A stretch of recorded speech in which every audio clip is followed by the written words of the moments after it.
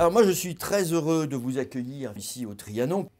Effectivement, quand on fait des vœux au niveau du syndicat, on pourrait dire que ça peut être un bilan de mandat, ça pourrait être un pot de départ, puisqu'on arrive en fin de législature. Eh bien, vous avez tous tort. En fait, ce qu'on a décidé de fêter aujourd'hui, ce sont les 75 ans de nos deux aïeux, le Civseau et le Civois. Voilà. Donc vous croyez que vous étiez venus pour des vœux, erreur, vous êtes venus pour les 75 ans de nos aïeux. Voilà. Néanmoins, je ne vais peut-être pas remonter aussi loin dans le bilan des différentes mandatures, même si ça permettrait de faire durer. Hein. Pour vous dire que, encore une fois, je suis très heureux que nous soyons aussi nombreux et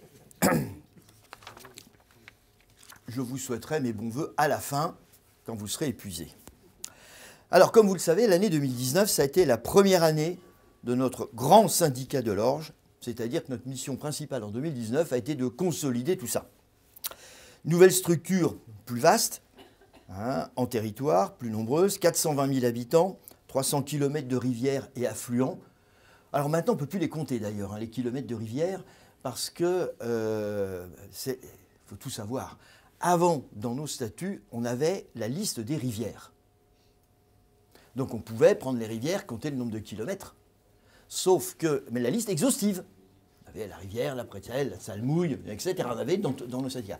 Et maintenant, non, grâce à la GEMAPI, c'est devenu rivière et affluent. Sauf que affluent, quand je rencontre différents maires de communes, ils nous en sortent tous les jours. Là, je veux dire, j'ai fait la tournée des popotes, hein, monsieur Le Floch, monsieur Hugonnet. On va chez eux, ils disent ouais, mais attendez, là, vous n'aviez pas remarqué que là, il y a un petit ruisseau, etc., etc. Hein. Donc en fait, quand on dit 300 km, c'est et plus, non pas si affinité, c'est et beaucoup plus après comptage. Donc voilà.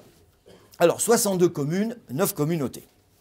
Et donc on avait une ambition qui était à la fois simple mais audacieuse, c'était de faire la gestion globale avec une plus grande cohérence de toutes nos actions sur ce grand bassin versant.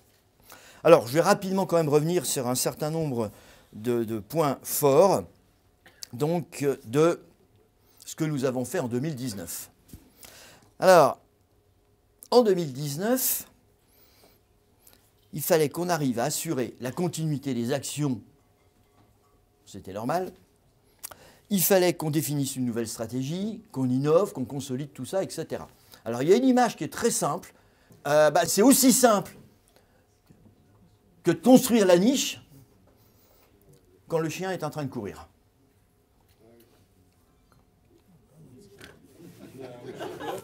Bon, on passe à la suite. Voilà. Alors, parmi les choses qu'il fallait que nous fassions en 2019, on avait dit que nos soucis qui n'étaient pas complètement bien traités, c'était la protection des inondations. Donc une des premières mesures que nous avons prises a été de créer une troisième direction, qui était une direction de la protection des inondations, pour améliorer à la fois la connaissance de notre réseau, améliorer, je dirais, des choix d'aménagement. Hein.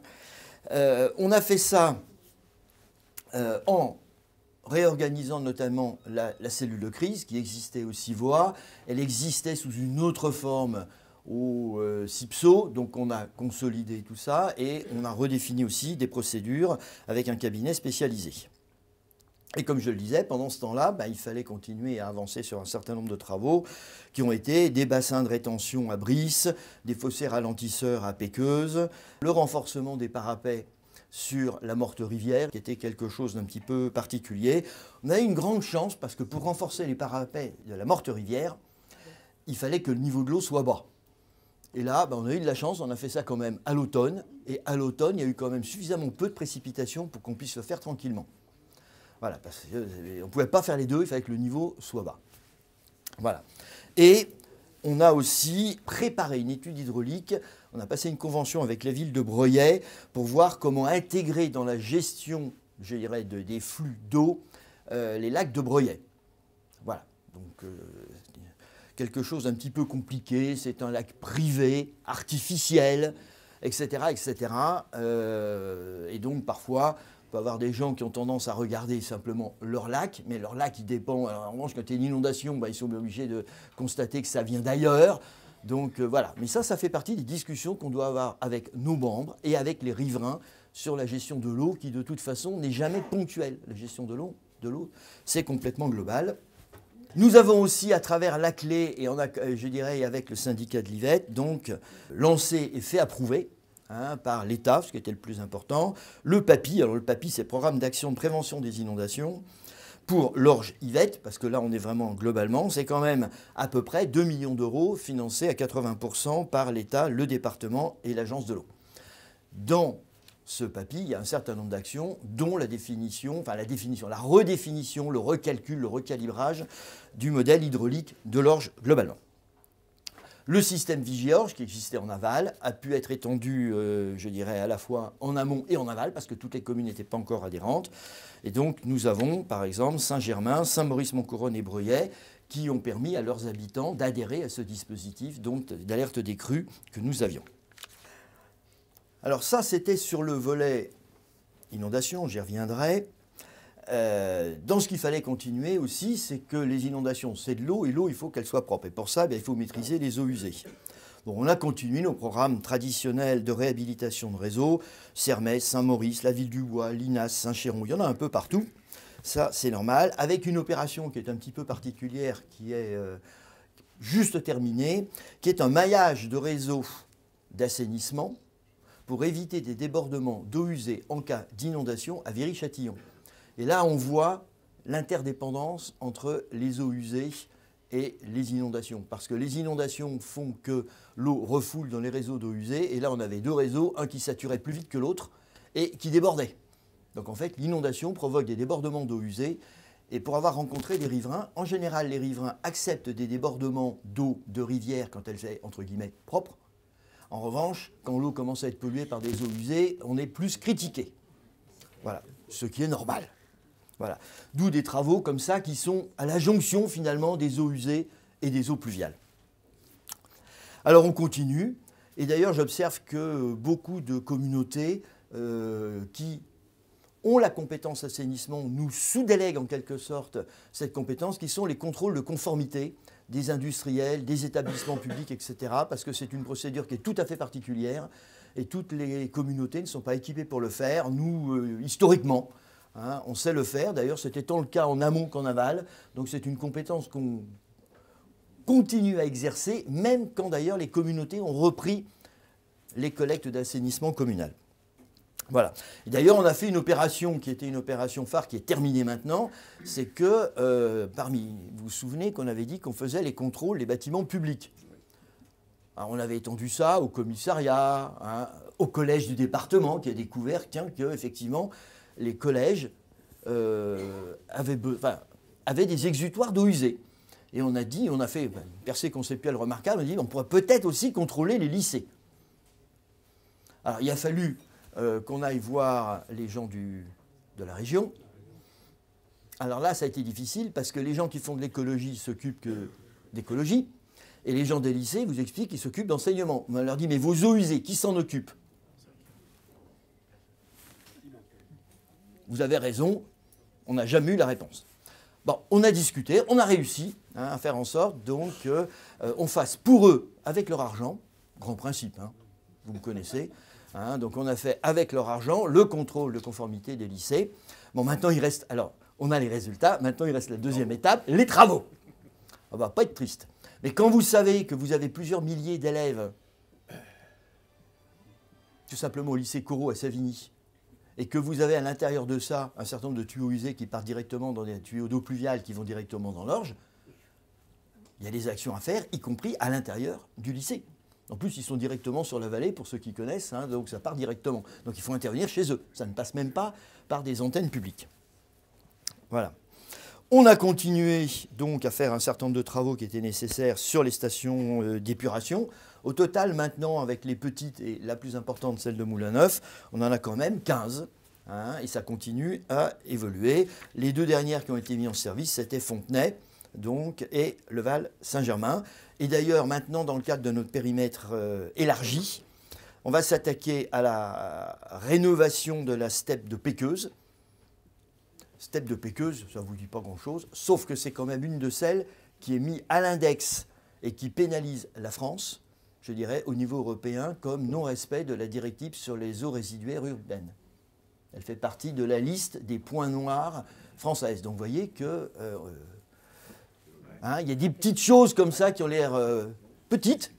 Station de Péqueuse, bah oui, mais c'est à cause de ça que nous avons un mauvais point au niveau du respect de la directive européenne. Voilà. Alors, il y en a une autre dans le département de l'Essonne, mais je vous laisse deviner. Bien.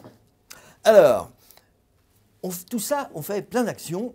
Est-ce que ça donne des résultats? Moi, j'aime bien quand même qu'à un moment donné, on regarde, est-ce que ça donne des résultats? Alors, quel est le bilan de la qualité de l'eau dans la rivière? Alors, malheureusement, on ne peut pas dire aujourd'hui le bon état global n'est pas encore atteint, au sens de la directive cadre européenne. Mais pour être sûr qu'on ait des difficultés à l'atteindre, je rappelle qu'ils n'hésitent pas, en cours de processus, à changer les règles du jeu, histoire de les rendre plus compliquées.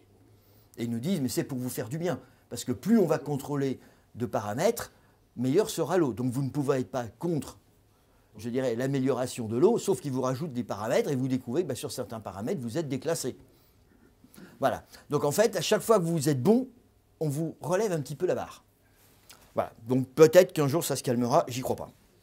Voilà. Donc, en fait, on n'a pas de bon état global au sens de la directive européenne. Alors, pour autant, est-ce qu'on doit s'inquiéter? Pas trop quand même, parce qu'on a quand même fait de gros progrès sur le bon état chimique. Notamment quand on regarde les pesticides, les métaux lourds, etc. dans l'eau, on a quand même des taux qui sont en forte diminution. Donc ça c'est quand même tout à fait favorable. Et sur un certain nombre de pesticides aussi, qui sont interdits depuis longtemps mais dont on trouve encore les traces, on est en nette amélioration. Voilà, donc sur les aspects chimiques, les choses quand même s'améliorent nettement. Alors, il reste les d'autres paramètres, qui sont les paramètres azotés et phosphorés. Alors en fait, ça, c'est simple. Ça qualifie ou ça disqualifie les eaux usées qui sont dans la rivière. Donc là, ça s'améliore. On peut sans doute encore beaucoup mieux faire. Et c'est ce qu'on fait justement à travers des stations d'épuration, à travers des travaux sur les différentes collectes et les branchements. Tout ceci étant favorable à une meilleure vie aquatique de la rivière. Et ça, c'est ce que quand même on constate. Non pas qu'on soit encore au bon état au sens de la rivière, quoique sur le bon état de la rivière, on n'est pas bon, mais pour une chose qui peut paraître un petit peu surprenante, c'est que dans le bon état de la rivière, il y a la qualité de l'eau, mais il y a aussi la qualité de l'écoulement. Et en fait, on est pénalisé quand on a ce qu'on appelle des clapets ou des retenues d'eau. Et on en a encore beaucoup sur la rivière. Donc il faut bien avoir conscience de ça, c'est qu'une rivière est considérée comme vivante si effectivement il n'y a pas trop d'obstacles à l'écoulement. Et on en a encore parce qu'il faut les démonter. Donc il y a 50, 70 ans, c'était, je dirais, on mettait des obstacles à l'écoulement partout. Quand c'était, pour simplifier, nos prédécesseurs, mais qui à la demande de l'État ont créé ça. Donc maintenant, on démonte tout ce qui a été fait il y a 70 ans. Alors pour l'instant, on est encore un petit peu pénalisé. Et on en profite pour restaurer des tronçons de rivière. C'est ce qu'on a fait aux Échassons et différents endroits sur Arpajon, Aigli, etc. Mais on souhaite protéger donc les habitants des inondations. On souhaite avoir une rivière saine, mais ce n'est pas pour se faire plaisir pour nous uniquement. On souhaite ça pour en fait que l'ensemble de nos populations puissent en bénéficier. Et donc d'ouvrir cette vallée. Donc en 2019, vous vous souvenez, les vœux de l'an dernier, j'avais annoncé qu'on avait passé un accord avec l'hôpital de Perret-Vaucluse pour pouvoir récupérer la traversée dite de Perret-Vaucluse. Mais bon, entre l'accord de principe du conseil de surveillance de l'hôpital et le fait qu'on puisse traverser l'hôpital, il restait encore des discussions. Donc, qui ont été menées. Il a fallu qu'on mette un petit peu de pression à tout le monde. Et donc, je leur avais fixé un objectif qui était simple à l'origine pour la date d'ouverture. Je leur avais dit, la date, elle va imprimer dans la tête. On avait fait ça tant pour Perret-Vaucluse pour les équipes du syndicat. Donc, assez rapidement, je leur ai dit, la date d'ouverture, vous allez voir, elle est simple à retenir. Ce sera le 11 juillet à 11h, 11 secondes. Pour qu'ils se souviennent, c'était les 3 fois 11. Et ils ont compris que s'ils ne respectaient pas ça à la seconde près, ça allait mal se passer. Eh bien, ça a été fait. On a pu ouvrir le 11 juillet à 11h, 11 secondes, la traversée de Perret-Vaucluse. Et d'ailleurs, ce jour-là, il y avait beaucoup de monde pour l'emprunter pour la première fois. Et pour cause, on n'avait jamais pu passer à travers. Voilà. Donc je rappelais, on attendait ça depuis des dizaines d'années. Ça représente quand même 1,3 km qui est complètement préservé entre l'Orge et la Bouelle. Alors depuis, vous allez me dire, il y a les officiels qui ont inauguré ça. On était nombreux, peut-être 200, 300. Depuis, que se passe-t-il? Depuis, c'est le défilé incessant. Ce sont des dizaines de milliers, on a des comptages, de promeneurs qui circulent. Donc c'est très très fréquenté. Et on ne s'arrête pas là. On a ouvert, mais maintenant on va continuer parce que je vous ai parlé tout à l'heure du lycée Corot. Et dans le lycée Corot, je vous ai dit, il y a des branchements, tout ça, c'était une petite ville avec des branchements qui allaient directement dans les collecteurs des eaux usées, etc. Perret-Vaucluse, c'est un petit peu pareil. Vous avez, pour ceux qui connaissent, on voit ça du train, très bien, plein de bâtiments avec tout un tas de réseaux à l'intérieur. Et effectivement, malheureusement, comme d'habitude, tout ceci n'est pas correctement branché. Donc maintenant, il nous reste à voir avec eux, on est en contact, à faire un certain nombre de travaux de façon à ce que, notamment les eaux pluviales qui arrivent des coteaux, elles soient filtrées avant de rentrer dans l'Orge et la Bouelle. Et là, pour tout vous dire, dans la négociation, je ne sais pas s'ils sont là, c'est pas grave, ils le savent, on a ouvert la discussion parce qu'une fois qu'on a eu les parties entre l'Orge et la Bouelle, on a commencé à discuter berge. On a dit, mais l'Orge et la Bouelle, ça nous fait une demi-berge, enfin une berge que d'un seul côté. On a dit, mais on est prêt à prendre l'autre côté de la berge. La discussion s'est bien passée. Mais de l'autre côté de la berge, il y avait des zones inondables. On a dit, mais quel est l'intérêt pour vous de garder des zones inondables? Si vous voulez, on peut les reprendre. Et on les a repris. Et pour ce faire, malheureusement, on a été obligé de tripler le prix d'achat, qui est passé de 1 euro symbolique à 3 euros symboliques. Je suis désolé pour les finances du syndicat, mais on a été obligé de faire ça. Voilà. Alors, vous avez compris que cette politique qu'on a fait à cet endroit-là, qui est, je dirais, qui a un coût très important, coût COUP, une opération très importante, on l'a fait à d'autres endroits dans les zones urbaines, comme on l'a fait par exemple aussi à Morsan, où on acquiert des pavillons pour pouvoir libérer des linéaires de rivières en zone urbaine qui sont complètement bétonnés, canalisés, etc. Parce que tout ceci procède de l'auto-épuration de la rivière. Alors, on a fait tous ces travaux pendant l'année 2019 où il fallait fusionner. Alors, je voudrais quand même souligner qu'une fusion, c'est pas simple, et que personne n'est là pour vous aider. Quand je dis c'est, personne de l'extérieur. Alors, on ne va pas citer de nom, mais personne n'est là pour vous aider. Je prends l'exemple pour les finances. Je vois des vice-présidents qui se cachent dans le public. Bernard Vera.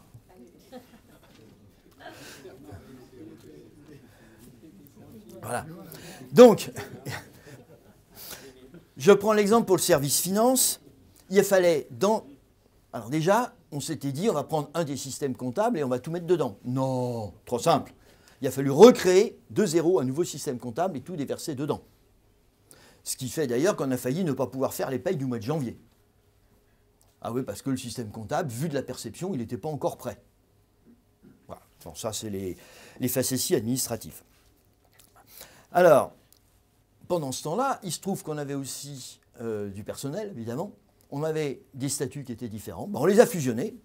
Donc, on a pu aligner tout le monde sur le même protocole du temps de travail. Et puis, puisqu'il ne faut pas s'arrêter, on a continué. Et en 2019, et là, je tiens à remercier tous les représentants du personnel et de services ressources humaines et la direction générale du syndicat, c'est une opération.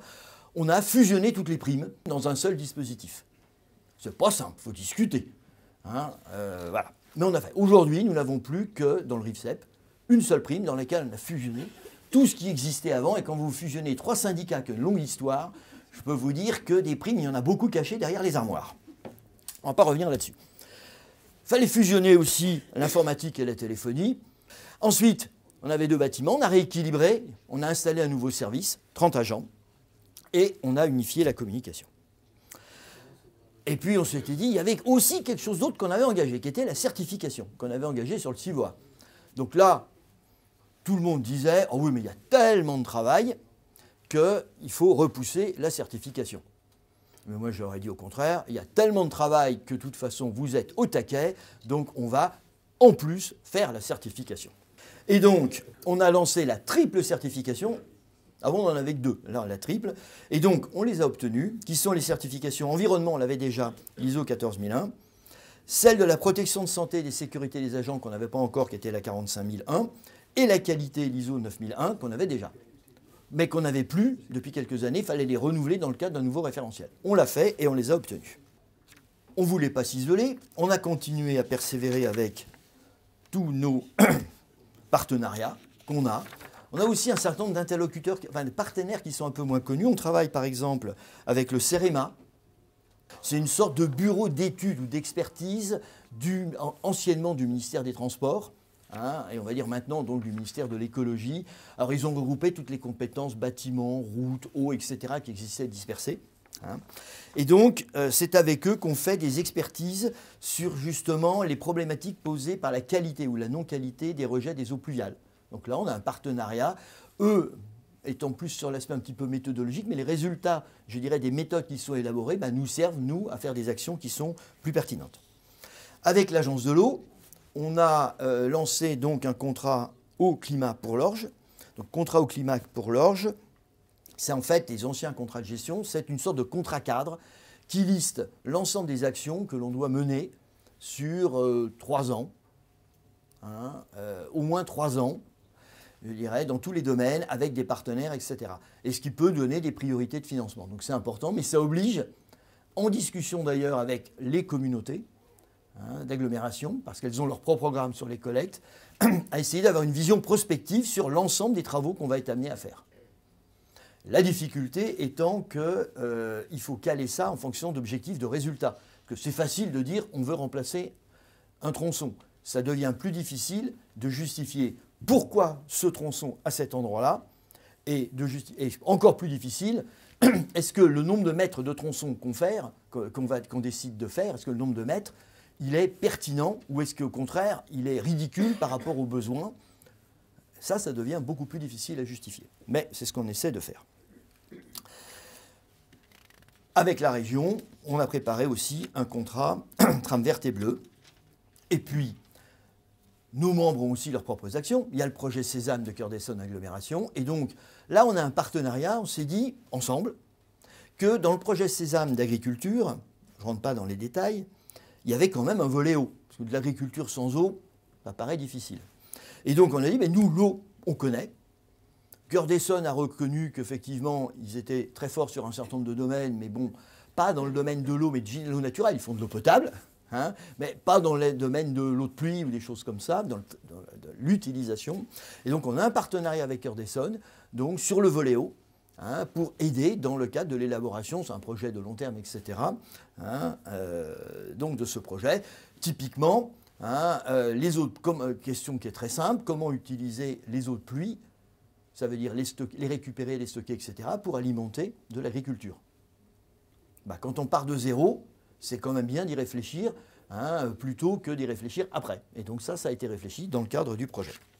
On a eu une action aussi importante et qui a donné l'objet d'une visite sur place en matière de coopération internationale, puisqu'on aide une association qui s'appelle Amitié Madagascar Île-de-France à financer un certain nombre de points d'eau. Alors des points d'eau qui sont propres et qui sont proches des villages.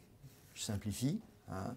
Et pour ça, il y a une mission d'évaluation, parce que quand on donne de l'argent, et nous avons quand même consacré 26 000 €, c'est important de pouvoir faire des vérifications sur place, de rencontrer le maire, les entrepreneurs de travaux, pour voir un peu comment ils s'y prennent, et enfin les utilisateurs. Et je veux dire, ce sont des opérations qui sont bien menées et que nous avons proposées, que nous souhaitons pouvoir poursuivre. Alors, c'est en résumé, très simplement, ce qu'on a fait. Alors évidemment, on est à la fin d'un mandat, on a des ambitions et on s'est dit, le monde va continuer à évoluer et on a encore un certain nombre de sujets qui ne donnent pas satisfaction.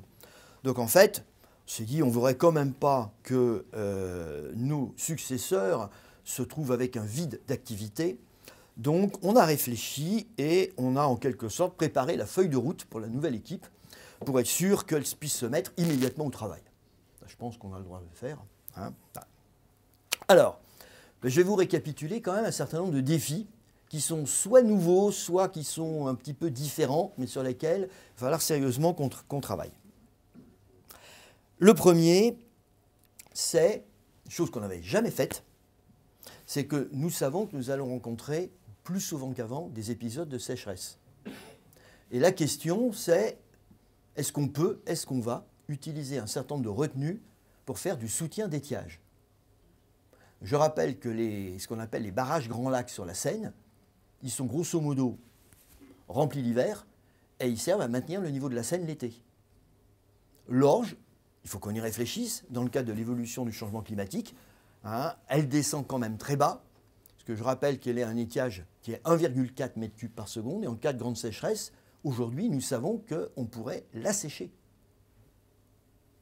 Il va falloir qu'on intègre dans nos réflexions, qu'on voit effectivement comment faire pour éviter ça. Ensuite, deuxième préoccupation, les ruissellements agricoles.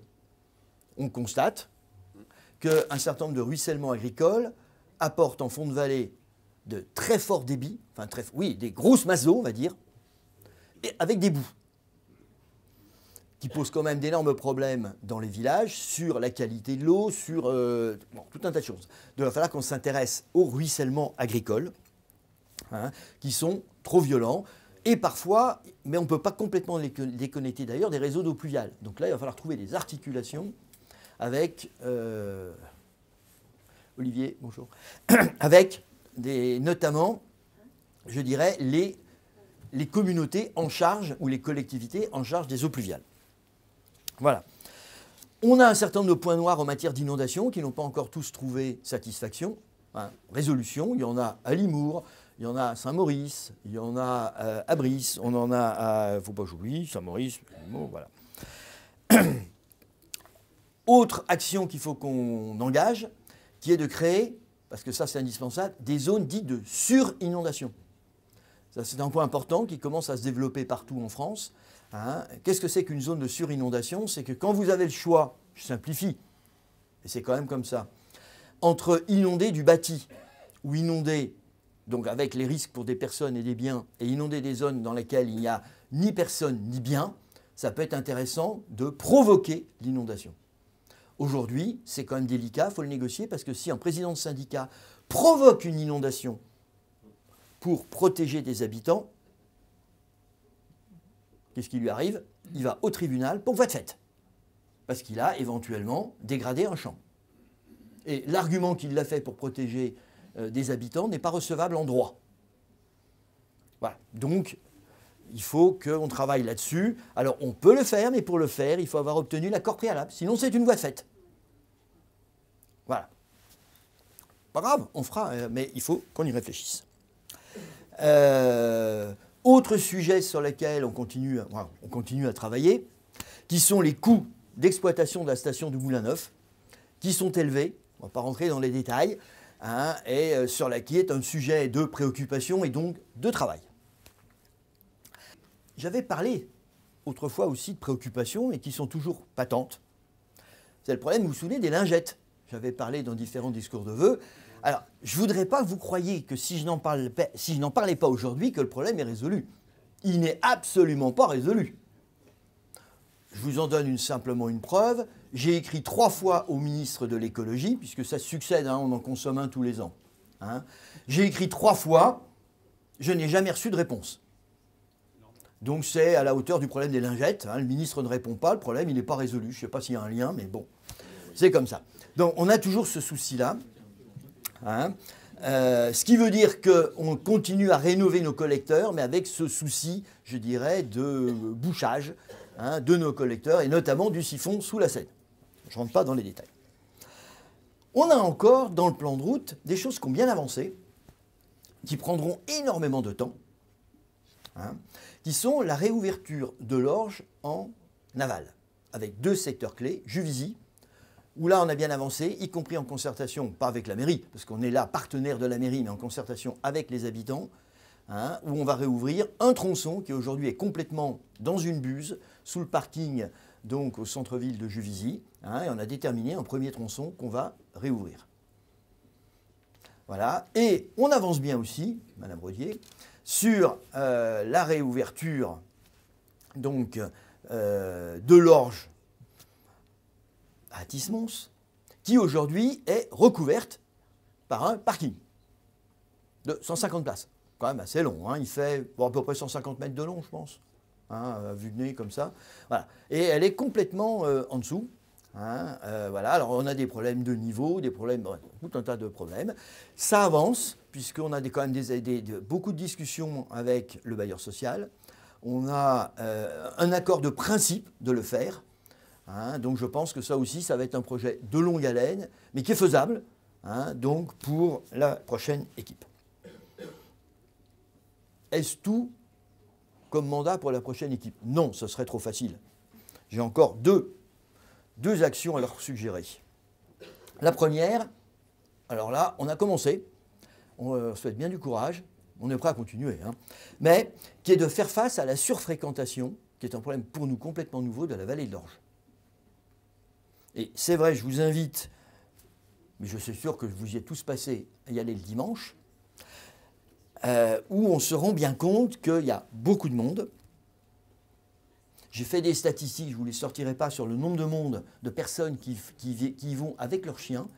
Ça a l'air de rien, mais quand vous essayez de préserver, hein, un certain nombre de poules d'eau, hein, de hérons, etc., s'il y a trop de chiens, ben, il y a un moment donné, ils fuient. Donc, les gens viennent pour voir de la nature, mais s'ils y viennent, hein, trop souvent ou trop fréquemment avec leurs chiens, ben, les animaux vont fuir. Voilà. Et on a énormément de monde. Et bien que les barbecues soient interdits, hein, certains dimanches l'été dernier, on voyait, on se serait cru dans Lucky Luke, vous savez, avec les fumées qui montaient comme ça dans le ciel de tous les barbecues qui étaient autour des étangs de Trévois et du Carouge.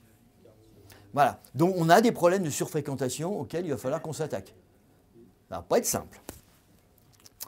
Il reste enfin un dernier sujet, parce qu'il ne faut pas quand même trop charger nos successeurs. C'est quand même un problème de gouvernance. On est devenu un grand syndicat. Hein, et donc je pense qu'il va falloir, avec, comme je l'ai dit, hein, plus de 60 communes, 9 communautés d'agglomération.